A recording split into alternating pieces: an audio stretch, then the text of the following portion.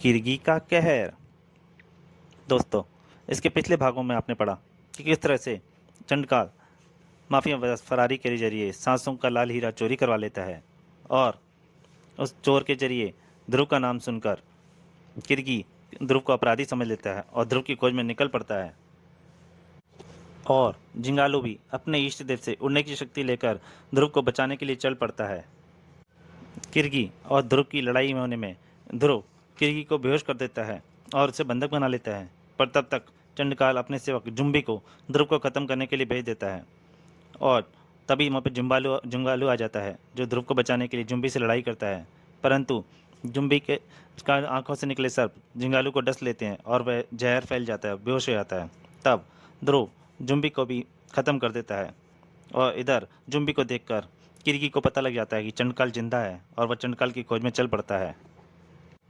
और जब जिंगालू, धनंजय और ध्रुव किरगी की मदद के लिए आगे जाना चाहते हैं तो चंडकाल उन्हीं के घातक प्रतिरूप उनको ख़त्म करने के लिए भेज देता है।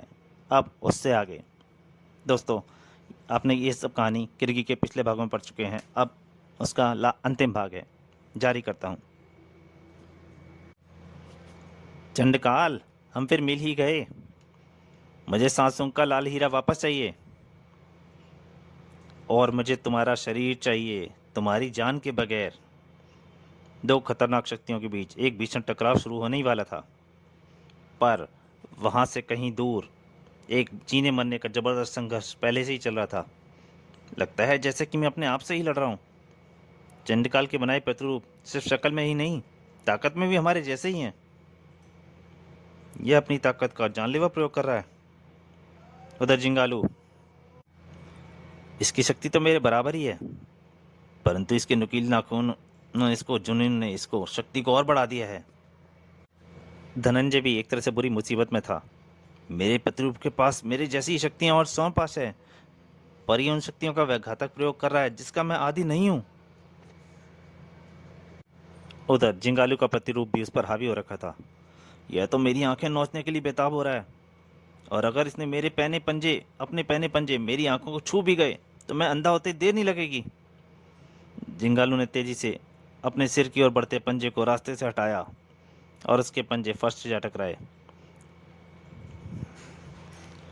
तभी जिंगालू ने एक घूंसा अपने प्रतिरूप को मार दिया। ढिशुम! अब कुछ छोड़ के लिए मेरा पीछा छोड़ देगा।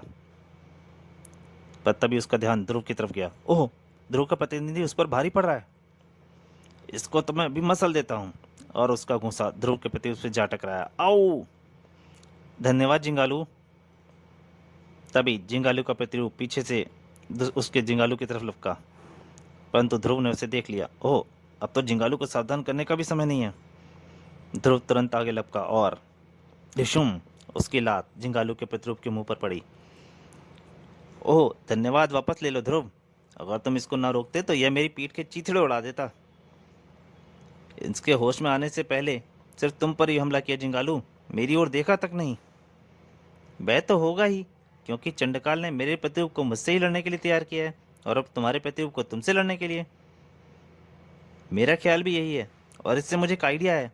अगर हम अपने प्रतिरूपों के प्रतिनिधि बदल दी जाएं तो ये भ्रम में पड़ जाएंगे और तब इन पर काबू पाना थोड़ा आसान हो जाएगा। कमाल की योजना है ध्रुव। तुम मेरे प्रतिरूप से निपटो और मैं धनंजय के प्रतिरूप से निपटता हूँ। धनंजय तुम्हारे प्रतिरूप से निपट लेगा। अगले ही पल धनंजय के प्रतिरूप की पीठ पर एक जबरदस्त लात पड़ी। मैं इससे निपटता हूँ धनंजय, तुम ध्रुव के प्रतिरूप को संभालो। ये ध्रुव की योजना है। अगर ये ध्रुव की योजना है तो फिर मुझे कुछ भी नहीं पूछना। धनंजय ध्रुव के प्रतिरूप की तरफ लपका, परंतु इस पर भी काबू पाना आसान नहीं होगा, क्योंकि यह ध्रुव का प्रतिरूप है और ध्रुव मुझको एक बार पहले भी मात दे चुका है। धनंजय के हाथों ध्रुव की मात किस तरह हुई ये जानने के लिए पढ़िए ध्रुव के हाथों धनंजय की मात किस तरह हुई ये जानने के लिए पढ़िए ग्रैंड मास्टर रोबो, जो आपको इस चैनल में प्लेलिस्ट में मिल जाएगी। सबसे खतरनाक मुकाबला है ध्रुव और जिंगालू के डुप्लीकेट के बीच में था, क्योंकि दोनों की ताकत में अंतर बहुत ज़्यादा था। ओह! एकदम से मुझे अपना आइडिया बहुत ख़राब लग रहा है। अब तक मैं अपनी जुपिटर सर्कस में सीखी गई सभी कलाबाजियों का इस्तेमाल कर चुका हूँ, पर अब लगता है ध्रुव ये सोचते पूरा सोच भी नहीं पाया, उसके ऊपर एक घूंसा लगा आओ! और ध्रुव उछलकर बहुत दूर जा गिरा। हे भगवान! अगर मुझे इसका घूंसा जरा सा भी और जोर से लगा होता तो मैं सैकड़ों फीट नीचे घाटी में गिरा होता।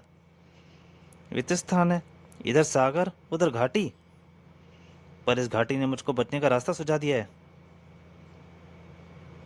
सबसे पहले वह इंतजाम करना पड़ेगा, यह जादुई मूर्ख न देख सके कि ये कहाँ जा रहा है, और ये काम ये आग के फल करेंगे जिनका रस आंखों में जाते ही आंखों में तेज जलन पैदा हो जाती है और उन आंखों को फोड़ भी देता है। ध्रुव ने विषाक्त रूप से तेज आंख अपने ध्रुव का निशाना बिल्कुल पक्का था।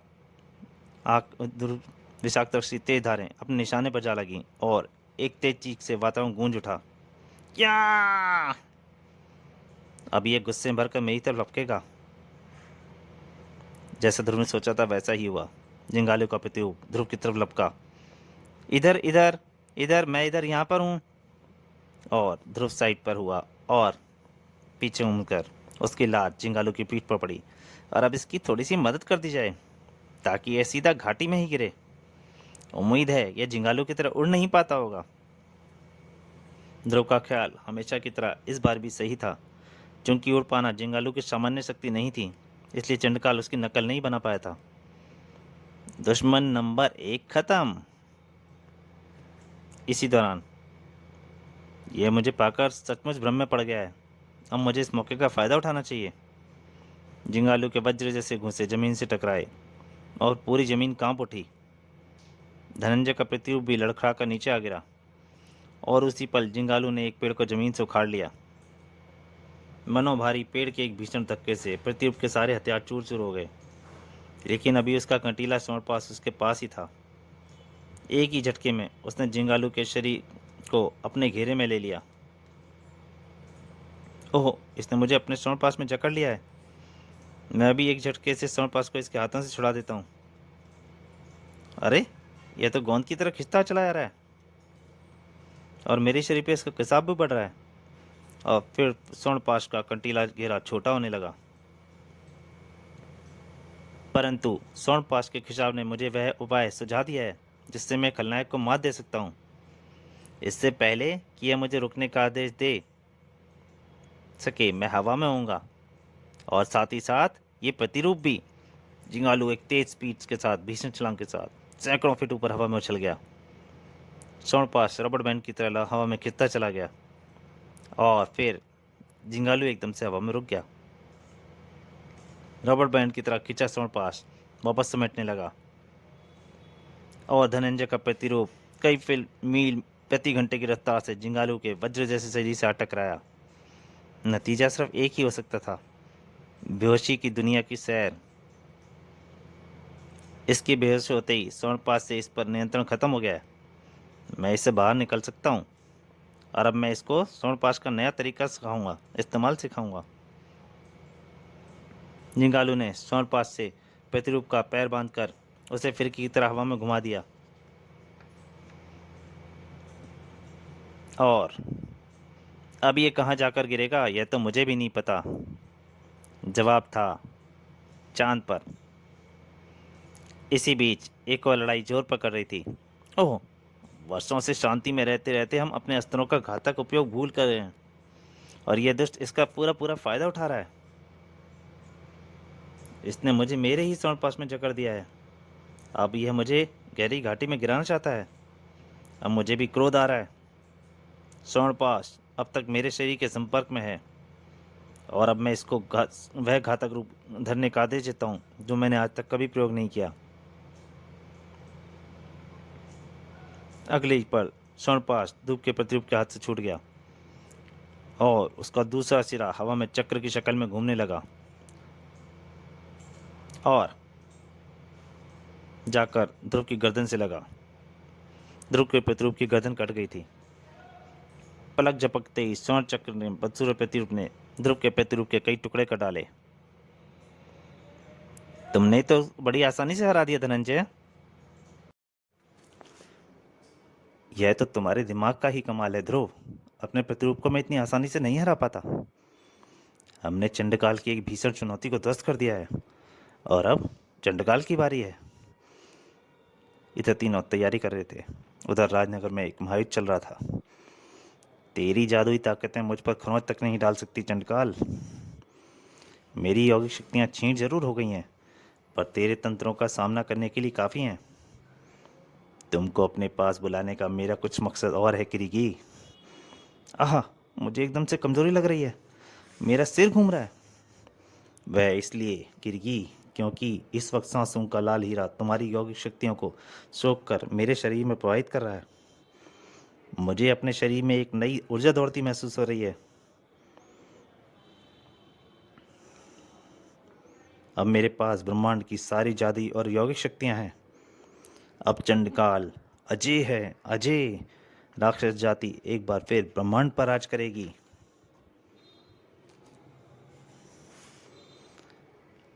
इसी वक्त ध्रुव, धनंजय और जिंगालू घटनास्थल पर पहुंच चुके थे। हे ईश्वर, चंडकाल ने किरकी की सारी यौगिक शक्तियों को अपने शरीर में सोख लिया है। अब स्वर्ण नगरी तो क्या, पूरा ब्रह्मांड मिलकर भी इसका मुकाबला नहीं कर सकता। क्या इसको रोकने का कोई उपाय नहीं है धनंजय? अगर चंडकाल के हाथ से लाल हीरे वाला मंत्रदंड निकल जाए तो मैं कुछ कोशिश कर सकता हूँ। तुम दोनों यहीं रुक कर चंडकाल पर निगाह रखो, मैं अभी आया। अपना प्लान मैं आने के बाद समझाऊंगा। पर अब जिसका सामना पूरा ब्रह्मांड नहीं कर सकता उसका मुकाबला ध्रुव कैसे करेगा? जिंगालू बोला। ध्रुव के पास जो विलक्षण दिमाग और जबरदस्त इच्छा शक्ति है, उसके सामने बड़ी से बड़ी ताकतें भी बेकार हैं जिंगालू। मुझे पूरा यकीन है कि ध्रुव के पास कोई ना कोई योजना जरूर है। चंडकाल अब तक तीनों को नहीं देख पाया था। किरगी की शक्तियां तो मुझे मिल गईं, अब मैं इसका शरीर अपने साथ ले जाकर अपनी शक्ति साधना की तैयारी कर लूं। मेरे रहते तुम किरगी को हाथ नहीं लगा सकते चंडकाल। चंडकाल पीछे घूमा। धनंजय, तू तू जिंदा बच गया कैसे? पर कोई बात नहीं, अब मेरे पास इतनी शक्तियां हैं कि मैं पूरी देव जाति को आसानी से मसल सकता हूँ। धनंजय ने एक किरणें छोड़ी। तुम बहुत गर्मी में आ गए हो चंडकाल, मैं तुमको जरा ठंडा कर दूं। धनंजय ने शीत किरणों की मदद से चंडकाल को बर्फ में ढक दिया। ऐसे खेल तो बचपन में खेला करता था। एक मामूली से मंत्र से मैं गर्मी पैदा कर दूंगा और तुम्हारी बर्फ उड़न हो जाएगी। यह तो शुरुआत थी चंडकाल। मेरा मकसद तो तुमको स्वर्ण पास में जकड़ना था, जिसकी पकड़ से कोई नहीं छूट सकता। तो तुम आज यह दुर्लभ दृश्य भी देख लो धनंजय। आश्चर्य, इसने तो मेरे स्वर्ण पास को कच्चे सूत की तरह तोड़ डाला और अभी हमेशा की तरह वापस जुड़ भी नहीं रहा है। अब मैं तुमको एक कीड़े की शक्ल में बदल दूंगा, उस रूप में तुम मुझे ज़्यादा अच्छे लगोगे। इतना घमंड अच्छा नहीं होता चंडकाल। तुम्हारी जादुई शक्तियों के मुकाबला करने के लिए धनंजय के पास और भी वैज्ञानिक शक्तियाँ हैं। परंतु अंदर ही अंदर वो सोच रहा था, मैं इसका मुकाबला और ज़्यादा देर तक नहीं कर सकता। आखिर ध्रुव योजना पर काम कब शुरू करेगा? पर ध्रुव अपनी योजना पर काम शुरू कर चुका था और पहुंच भी चुका था। कंस्ट्रक्शन साइट के पास ही में खड़ा हुआ एक विशाल सीमेंट मिक्सचर लेकर धनंजय ने चंडकाल का पूरा ध्यान उलझा रखा हुआ था और वह दोनों बिल्कुल चंडकाल के नीचे आ चुके थे। जिंगालू ने एक भीषण मुक्के से चंडकाल के पैरों के नीचे नीचे का प्लेटफॉर्म चूर चूर कर दिया। धड़ाक, और चंडकाल नीचे इंतजार करते हुए विशाल सीमेंट मिक्सचर के मुंह में आ गिरा। अगले ही पल मिक्सचर पूरी गति से घूमने लगा और साथ ही साथ चंडकाल का शरीर भी 1 मिनट में हजारों चक्कर खाने लगा और उसका सिर भी। ओह, मेरा सिर घूम रहा है, चक्कर आ रहा है, मैं कुछ सोच भी नहीं पा रहा हूँ। मैं कहाँ हूँ? मेरी शक्तियाँ क्या हैं? मुझे कुछ समझ में नहीं आ रहा है। ध्रुव ने चंडकाल के हाथ से उसका मंत्रदंड ले लिया था। अब तुम आराम से इसका मंत्रण ले सकते हो धनंजय, देखो चंडकाल कभी मना नहीं करता। आओ, अब तो मुझे उल्टियाँ भी आनी शुरू हो गई हैं। पाओ, मैं क्या करूं, कुछ समझ में नहीं आ रहा है। अरे याद आया, मैं विस्फोट तंत्र का प्रयोग करके बाहर निकल सकता हूँ। और चंडकाल ने अपने विस्फोट तंत्र का प्रयोग किया और बाहर आकर, कहाँ गया वह गीदड़? और मेरा मंत्रदंड कहाँ है? गीदड़ तो इस वक्त तुम लग रहे हो चंडकाल। तो तुम तीनों जिंदा बच गए और मेरा मंत्र भी तुम लोगों ने ले लिया। पर चंडकाल के पास और भी भयानक शक्तियां हैं मूर्खों। चंडकाल ने एक वार किया, परंतु धनंजय ने उस वार को रोक दिया। जो तुम लोगों की चीथड़ वदन की काफ़ी हैं, पर तुम्हारी इन भयानक स्थितियों के सामने करने के लिए मेरी वैज्ञानिक शक्तियाँ ही काफ़ी हैं चंडकाल। ओ, मेरा वार बेकार हो गया। तभी जिंगालू का एक घूंसा चंडकाल के मुंह पर पड़ा। और अब तुम्हारा जबड़ा भी बेकार होने वाला है चंडकाल। डिशुम, इस समय तुम तीनों की समलेख शक्ति मुझसे ज़्यादा है, इसलिए मुझे अभी यहाँ से भागना ही बेहतर है। और चंडकाल धुआं बनकर भागने की तैयारी कर। ओह, यह धुआं बन रहा है। अब तो इसको पकड़ा भी नहीं जा सकता, यह हमारे हाथों से निकल जाएगा। शांत धनंजय शांत, मेरे पास इसका भी काट है। यह शक्तिशाली वैक्यूम क्लीनर, इसका स्विच ऑन होते ही यह धुएं रूपी चंडकाल को अंदर खींच लेगा और कैद कर लेगा। मुझे मालूम था कि सारी तरकीबें बेकार होने वाला चंडकाल धुआं बनकर भागने की कोशिश करेगा। मुझे बाहर निकालो। अब मैं जब तक मैं इस कैद में रहूंगा मैं अपने असली रूप में नहीं आ सकता। निकाल लेंगे प्यारे, इतनी जल्दी भी क्या है। पहले लाल हीरे के जरिए किरगी की शक्तियाँ उसको वापस तो पहुँचा दें, फिर तुमको स्वर्ण नगरी में ले जाकर कैद खाने में छोड़ देंगे। और फिर चंडकाल से लाल हीरा वापस लाने के लिए मेरा धन्यवाद ध्रुव। पर तुमको चंडकाल को हराने के लिए इस योजना का ख्याल कैसे आया ध्रुव? इसका आइडिया मुझे तुमसे मिला धनंजय। जब चंडकाल का चक्रवात हमको हवा में उड़ाकर ले जा रहा था तो सिर घूमने के कारण तुम अपनी शक्तियाँ केंद्रित नहीं कर पा रहे थे। इसी से मुझे ख्याल आया कि अगर चंडकाल को भी ऐसी परिस्थितियों में डाल दिया जाए तो वह भी अपनी शक्तियाँ केंद्रित नहीं कर पाएगा और उसको पकड़ना आसान हो जाएगा। तुम्हारी बुद्धि और बल के सामने हमारी सारी शक्तियाँ बेकार हैं ध्रुव। तुमने चंडकाल के हाथों से केवल लाल हीरे को नहीं बचाया ध्रुव, बल्कि तुमने पूरी मानव जाति और ब्रह्मांड को भी एक भयानक खतरे से बचाया है। मैं तुमको प्रणाम करता हूँ वीर योद्धा। आप मुझे शर्मिंदा करें किरगिदेव।